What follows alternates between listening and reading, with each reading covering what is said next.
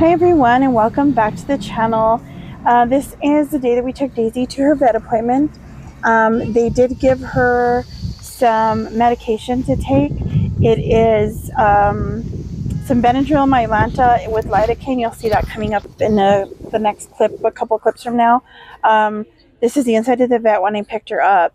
But she does have ulcers in her mouth, is what I think they said. So they want us to use that for her for a while to get that cleared up so she can eat more comfortably. And then we do have to take her in July 23rd to have dental work done. She may have to have 1 or 2 extractions. So please keep that in prayer. And we did get some help for funding through the program that they have there, but it's still going to be like possibly $200 to $300 out of pocket. So if you can keep that in prayer that we can come up with that for her.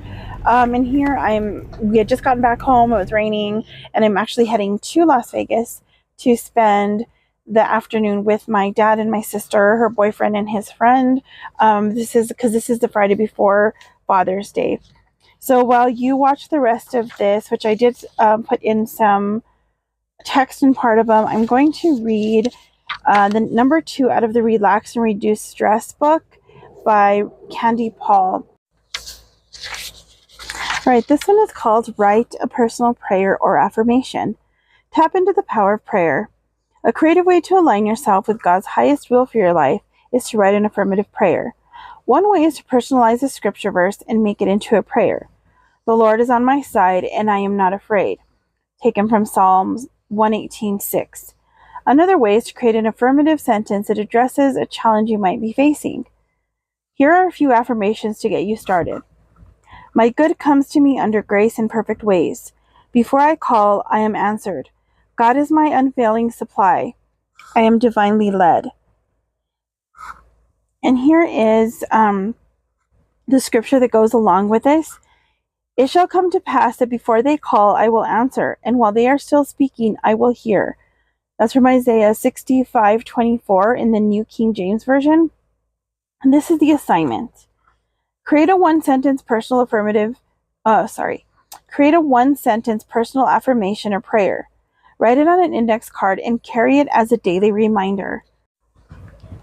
Is this something you do already? I have done this in the past where I've written down scripture on cards, did some prayers, adding my name to them, things like that. If you've done that, share how that helped you in the comments below. As you saw, we were in a restaurant. I had never been there before. It's called The Skillet in my hometown, Las Vegas.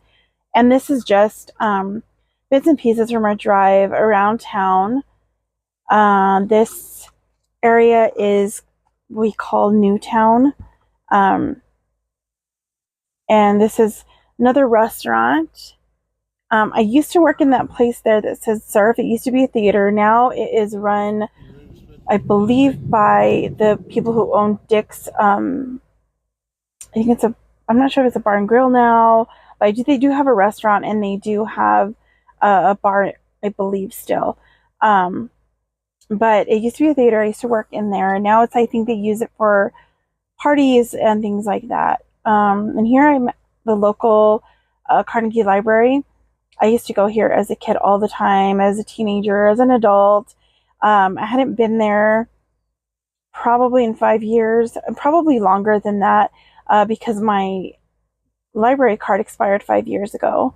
And so I did go in I had gone in not too long before this to get my card and had checked out 2 books at that time.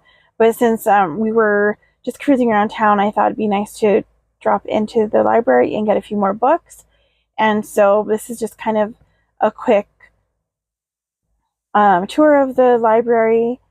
And I took home a few books from the children's section this time. The Little House on the Prairie books. They had, I'm not sure how many of them that I got, but it was at least 4 or 5 of them.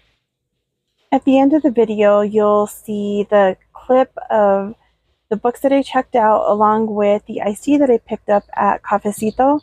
It was a purple papaya berry, which they get from a local shop in town called the Spice Rack. It's owned by April, And they have some amazing teas and spices there and all kinds of great stuff.